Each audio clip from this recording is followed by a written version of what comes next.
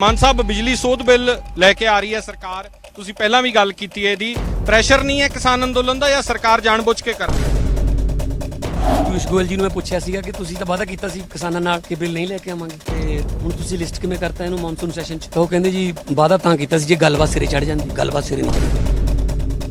ਪਹਿਲਾਂ ਖੇਤੀ ਲੈ ਗਏ, ਐਜੂਕੇਸ਼ਨ ਲੈ ਗਏ, ਹੈਲਥ ਲੈ ਗਏ, GST ਲੈ ਗਏ, ਹੁਣ ਬਿਜਲੀ ਵੀ ਲਿਜਾਣ ਨੂੰ ਫਿਰਦੇ ਤੇ ਪ੍ਰਾਈਵੇਟ ਕੰਪਨੀਆਂ ਨੂੰ ਦੇਣ ਨੂੰ ਫਿਰਦੇ ਆ। ਬਿਜਲੀ ਪੈਦਾ ਕਰਕੇ ਦਿਆ ਕਰਾਂਗੇ ਅਸੀਂ ਸੈਂਟਰ ਨੂੰ, ਤੇ ਸੈਂਟਰ ਤੋਂ ਬਾਅਦ ਆਪ ਭੀਖ ਮੰਗਿਆ ਕਰਾਂਗੇ। ਪਹਿਲਾਂ ਕਹਿ ਰਹੇ ਸੀ ਵੀ 3 ਮਾਰੂ ਬਿੱਲ ਨੇ, ਹੁਣ ਇਹ ਚੌਥਾ ਆ ਗਿਆ ਜੀ। ਹੁਣ ਅੱਜ 8 ਮਹੀਨੇ ਹੋ ਗਏ, 600 ਤੋਂ ਵੱਧ ਬੰਦਾ ਮਰ ਗਿਆ, ਤੇ ਨਰਿੰਦਰ ਤੋਮਰ ਕਹਿੰਦਾ ਮੇਰੇ ਕੋਲ ਅੰਕੜਾ ਹੀ ਨਹੀਂ ਹੈਗਾ ਕਿ ਕੋਈ ਮਰਿਆ ਕਿ ਨਹੀਂ, ਤੇ ਮੀਨਾਕਸ਼ੀ ਲੇਖੀ ਕਹਿੰਦੀ ਹੈ ਗੁੰਡੇ ਨੇ। ਡਿਕਟੇਟਰਸ਼ਿਪ ਚੱਲਦੀ ਹੈ, ਦੋ ਹੀ ਬੰਦੇ ਦੇਸ਼ ਨੂੰ ਚਲਾ ਰਹੇ ਨੇ। ਸਬਕਾ ਸਾਥ ਸਬਕਾ ਵਿਕਾਸ ਦੀ ਗੱਲ ਕੀਤੀ ਸੀ, ਪਰ ਹਮ ਦੋ ਹਮਾਰੇ ਦੋ ਦੇ ਫਾਰਮੂਲੇ ਤੇ ਚੱਲ ਰਹੀ ਹੈ ਸਰਕਾਰ। ਮਾਨ ਸਾਹਿਬ ਪੈਗਸਸ 'ਚ ਪੰਜਾਬ ਦੇ ਵੀ 2 ਪੱਤਰਕਾਰਾਂ ਦੇ ਫੋਨ ਟੈਪ ਹੋਏ, ਉਹਨਾਂ ਦੀ ਵੀ ਜਾਣਕਾਰੀ ਜਾਂਚ ਹੋਣੀ ਚਾਹੀਦੀ ਹੈ ਜੀ। ਐਡੇ ਵੱਡੀ ਸਿਕਿਉਰਿਟੀ ਏਜੰਸੀ ਜਿਹੜੀ ਹੈ ਉਹ ਕੀ ਕਰਦੀਆਂ ਨੇ ਸਾਡੀਆਂ? ਇਹ ਅਸਲ 'ਚ ਜਸੂਸੀ ਜਿਹੜੀ ਹੈ ਨਾ, ਇਹ ਬੀਜੇਪੀ ਲਈ ਕੋਈ ਨਵੀਂ ਗੱਲ ਨਹੀਂ। ਇਹ ਗੁਜਰਾਤ 'ਚ ਇਹਨਾਂ ਦਾ ਇਤਿਹਾਸ ਦੇਖੋ। ਭਗਵੰਤ ਮਾਨ ਸਾਡੇ ਨਾਲ ਨੇ। ਬਿਜਲੀ ਸੋਧ ਬਿੱਲ, ਮਾਨ ਸਾਹਿਬ ਬਿਜਲੀ ਸੋਧ ਬਿੱਲ ਲੈ ਕੇ ਆ ਰਹੀ ਹੈ ਸਰਕਾਰ। ਤੁਸੀਂ ਪਹਿਲਾਂ ਵੀ ਗੱਲ ਕੀਤੀ ਹੈ ਇਹਦੀ, ਪ੍ਰੈਸ਼ਰ ਨਹੀਂ ਹੈ ਕਿਸਾਨ ਅੰਦੋਲਨ ਦਾ ਜਾਂ ਸਰਕਾਰ ਜਾਣਬੁੱਝ ਕੇ ਕਰ ਰਹੀ ਹੈ? ਦੇਖੋ, ਅਸੀਂ ਤਾਂ ਵਿਰੋਧ ਕੀਤਾ ਜਿਸ ਦਿਨ ਆਲ ਪਾਰਟੀ ਮੀਟਿੰਗ ਸੀ। ਪੀਯੂਸ਼ ਗੋਇਲ ਜੀ ਨੂੰ ਮੈਂ ਪੁੱਛਿਆ ਸੀਗਾ ਕਿ ਤੁਸੀਂ ਤਾਂ ਵਾਅਦਾ ਕੀਤਾ ਸੀ ਕਿਸਾਨਾਂ ਨਾਲ ਕਿ ਬਿੱਲ ਨਹੀਂ ਲੈ ਕੇ ਆਵਾਂਗੇ, ਤੇ ਹੁਣ ਤੁਸੀਂ ਲਿਸਟ ਕਿਵੇਂ ਕਰਤਾ ਇਹਨੂੰ ਮੌਨਸੂਨ ਸੈਸ਼ਨ 'ਚ? ਤਾਂ ਉਹ ਕਹਿੰਦੇ ਜੀ ਵਾਅਦਾ ਤਾਂ ਕੀਤਾ ਸੀ ਜੇ ਗੱਲਬਾਤ ਸਿਰੇ ਚੜ ਜਾਂਦੀ, ਗੱਲਬਾਤ ਸਿਰੇ ਨਹੀਂ ਚੜੀ। ਸੋ ਇਹ ਸਰਕਾਰ ਦੀ ਬਦਨੀਤੀ ਹੈ। ਅਸਲ 'ਚ ਸਭ ਕੁਝ ਇਹ ਖੋਣਾ ਚਾਹੁੰਦੇ ਆ ਰਾਜਾਂ ਤੋਂ।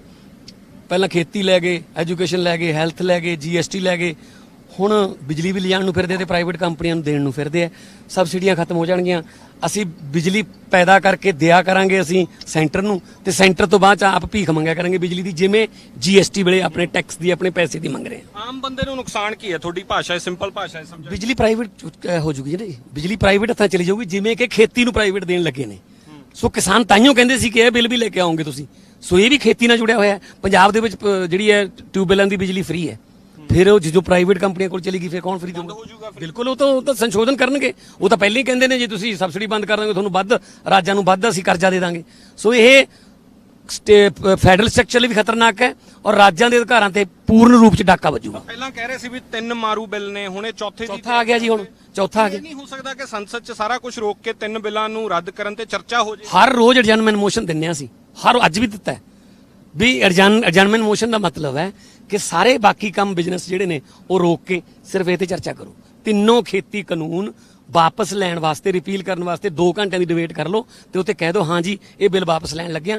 ਨਾਲੇ ਤਾਂ ਕਿਸਾਨ ਖੁਸ਼ੀ ਉਹ ਆਪਦੇ ਘਰਾਂ ਨੂੰ ਤੇ ਟਰੈਕਟਰ ਜਿਹੜੇ ਨੇ ਉਹ ਉਹਨਾਂ ਦੇ ਖੇਤਾਂ ਨੂੰ ਜਾਣਗੇ। ਪਰ ਨਹੀਂ, ਅੱਜ 8 ਮਹੀਨੇ ਹੋ ਗਏ, 600 ਤੋਂ ਵੱਧ ਬੰਦਾ ਮਰ ਗਿਆ, ਤੇ ਨਰਿੰਦਰ ਤੋਮਰ ਕਹਿੰਦਾ ਮੇਰੇ ਕੋਲ ਅੰਕੜਾ ਹੀ ਨਹੀਂ ਹੈਗਾ ਕਿ ਕੋਈ ਮਰਿਆ ਕਿ ਨਹੀਂ, ਤੇ ਮੀਨਾਕਸ਼ੀ ਲੇਖੀ ਕਹਿੰਦੀ ਹੈ ਗੁੰਡੇ ਨੇ, ਮਵਾਲੀ ਨੇ, ਹੈ ਜੀ। ਉਹ ਕਹਿੰਦਾ ਬੇਤੁਕੀ ਹੈ ਇਹਨਾਂ ਦੀ ਸੰਸਦ।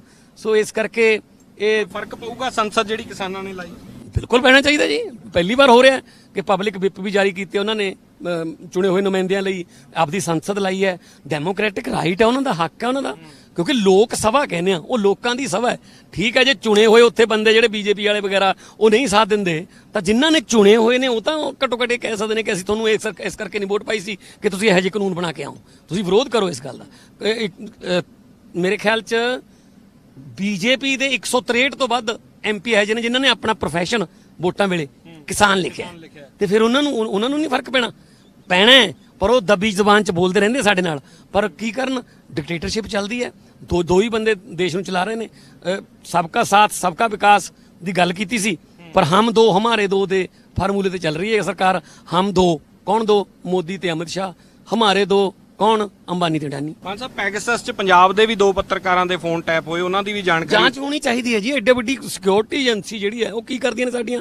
ਸਰਕਾਰ ਕਹਿੰਦੀ ਸਾਨੂੰ ਪਤਾ ਹੀ ਨਹੀਂ। ਜੇ ਪਤਾ ਨਹੀਂ ਤਾਂ ਹੋਰ ਵੀ ਜ਼ਿਆਦਾ ਗੰਭੀਰ ਗੱਲ ਹੈ ਕਿ ਸਾਡੇ ਜੱਜਾਂ ਦੀ, ਐਡੇ ਪੱਤਰਕਾਰਾਂ ਦੇ, ਜਿਹੜੇ ਵਿਰੋਧੀ ਧਿਰਾਂ ਦੇ ਜਿਹੜੇ ਬੜੇ ਲੀਡਰ ਨੇ ਉਹਨਾਂ ਦੇ ਫੋਨ ਟੈਪ ਹੋ ਰਹੇ ਨੇ, ਉਹਨਾਂ ਨੂੰ ਹਾਈਜੈਕ ਕੀਤਾ ਜਾ ਰਿਹਾ। ਤੇ ਸਰਕਾਰ ਕੀ ਕਰ ਰਹੀ ਹੈ ਫਿਰ? ਇਹ ਅਸਲ 'ਚ ਜਸੂਸੀ ਜਿਹੜੀ ਹੈ ਨਾ, ਇਹ BJP ਲਈ ਕੋਈ ਨਵੀਂ ਗੱਲ ਨਹੀਂ। ਇਹ ਗੁਜਰਾਤ 'ਚ ਇਹਨਾਂ ਦਾ ਇਤਿਹਾਸ ਦੇਖੋ, ਇਹ ਜਸੂਸੀਆਂ ਕਰਕੇ ਆਏ ਨੇ। ਆਖਰੀ ਸਵਾਲ ਹੈ, ਤੁਸੀਂ ਕਿਸਾਨ ਸੰਸਦ 'ਚ ਕੋਸ਼ਿਸ਼ ਕਰਕੇ ਜਾਓਗੇ ਜੇ ਸਮਾਂ ਲੱਗਿਆ ਤਾਂ? ਨਹੀਂ, ਮੈਂ ਆਪਣੇ ਵਾਲੀ ਸੰਸਦ 'ਚ ਭੇਜਿਆ ਹੋਇਆ ਜੀ ਕਿਸਾਨਾਂ ਨੇ ਮੈਨੂੰ ਕਿ ਤੁਸੀਂ ਅੰਦਰ ਜਾਓ, ਮੈਂ ਜਾ ਕੇ ਅਡਜਰਨਮੈਂਟ ਮੋਸ਼ਨ ਪਾਉਣਾ। ਹਜੇ ਤੱਕ ਤਾਂ ਨਹੀਂ ਚੱਲਣ ਦਿੱਤੀ, ਪਰ ਜਿੰਨਾ ਚਿਰ 3 ਕਾਲੇ ਕਾਨੂੰਨਾਂ ਨੂੰ ਵਾਪਸ ਲੈਣ ਤੇ ਡਿਬੇਟ ਨਹੀਂ ਕਰਦੇ ਅਸੀਂ ਸੰਸਦ ਚੱਲਣ ਨਹੀਂ ਦੇਵਾਂਗੇ। ਬਹੁਤ ਧੰਨਵਾਦ ਗੱਲਬਾਤ ਕਰਨ ਵਾਸਤੇ। ਭਗਵੰਤ ਮਾਨ ਕਹਿ ਰਹੇ ਹੈ ਕਿ ਬਿਜਲੀ ਸੋਧ ਬਿੱਲ ਬਹੁਤ ਵੱਡਾ ਕਾਲਾ ਕਾਨੂੰਨ ਇੱਕ ਹੋਰ ਜਿਹੜਾ ਦੇਸ਼ ਦੇ ਉੱਤੇ ਆ ਰਿਹਾ। 3 ਬਿੱਲਾਂ ਦੀ ਪਹਿਲਾਂ ਗੱਲ ਹੋਈ, ਚੌਥਾ ਵੱਡਾ ਬਿੱਲ ਜਿਹੜਾ ਸਰਕਾਰ ਕਹਿੰਦੀ ਸੀ ਕਿ ਅਸੀਂ ਰੱਦ ਕਰਨ ਬਾਰੇ ਸੋਚ ਸਕਦੇ ਹਾਂ, ਉਹ ਰੱਦ ਕਰਨ ਦੀ ਬਜਾਏ ਹੁਣ ਇਸ ਲੋਕ ਸਭਾ ਦੇ ਸੈਸ਼ਨ ਦੇ ਵਿੱਚ, ਮੌਨਸੂਨ ਸੈਸ਼ਨ ਦੇ ਵਿੱਚ ਬਿਜਲੀ ਸੋਧ ਬਿੱਲ ਜਿਹੜਾ ਉਹ ਲਿਸਟ ਕੀਤਾ ਗਿਆ ਹੈ ਔਰ ਲਿਸਟਿੰਗ ਤੋਂ ਬਾਅਦ ਉਹ ਬਿੱਲ ਆਉਣ ਤੋਂ ਬਾਅਦ, ਪਾਸ ਹੋਣ ਤੋਂ ਬਾਅਦ ਬਿਜਲੀ ਪ੍ਰਾਈਵੇਟ ਹੋ ਜਾਣੀ ਹੈ। ਜਿਹੜੀ ਕਿਸਾਨਾਂ ਦੇ ਮੋਟਰਾਂ ਤੇ ਬਿੱਲ ਫ੍ਰੀ ਨੇ, ਬਿਜਲੀ ਨਹੀਂ ਮੁਫਤ ਹੈ, ਜਿਹੜੀ ਬਿੱਲ ਨਹੀਂ ਆਉਂਦੇ, ਉਹ ਪ੍ਰਾਈਵੇਟ ਹੋਣ ਤੋਂ ਬਾਅਦ ਆਉਣ ਦਾ ਖਦਸ਼ਾ ਹੋ ਜਾਊਗਾ, ਡਰ ਹੋ ਜਾਊਗਾ ਕਿ ਫਿਰ ਐਸਾ ਹੋਊਗਾ। ਔਰ ਜਿਸ ਤਰ੍ਹਾਂ ਭਗਵੰਤ ਮਾਨ ਨੇ ਕਿਹਾ ਕਿ ਨਰਿੰਦਰ ਤੋਮਰ ਹੋਣਾ ਨੇ ਹੱਸ ਕੇ, ਪਿਊਸ਼ ਗੋਇਲ ਨੇ ਮਾਫ ਕਰਨਾ, ਹੱਸ ਕੇ ਜਵਾਬ ਦੇਤਾ ਕਿ ਉਹ ਪਹਿਲਾਂ ਦੀ ਗੱਲ ਸੀ ਕਿ ਮਾਮਲਾ ਜਦੋਂ ਸੁਲਝਦਾ ਪਿਆ ਸੀ, ਹੁਣ ਤਾਂ ਇਹ ਲਿਸਟ ਹੋਣਾ ਹੀ ਹੈ। ਤਾਂ ਗੰਭੀਰਤਾ ਕਿੰਨੀ ਹੈ ਕੇਂਦਰ ਦੀ ਔਰ ਕਿਸਾਨ ਐਜੀਟੇਸ਼ਨ ਦੇ ਬਾਅਦ ਇਸ ਤਰ੍ਹਾਂ ਹੋ ਰਿਹਾ ਤਾਂ ਆਪਣੇ ਆਪ 'ਚ ਵੱਡੇ ਸਵਾਲ ਨੇ। ਕੈਮਰਾ ਪਰਸਨ ਜਗਰੂਪ ਸਿੰਘ ਦੇ ਨਾਲ ਸਿਮਰਨਜੋਤ ਸਿੰਘ ਮੱਕੜ, ਔਨ 에ਅਰ, ਚੰਡੀਗੜ੍ਹ।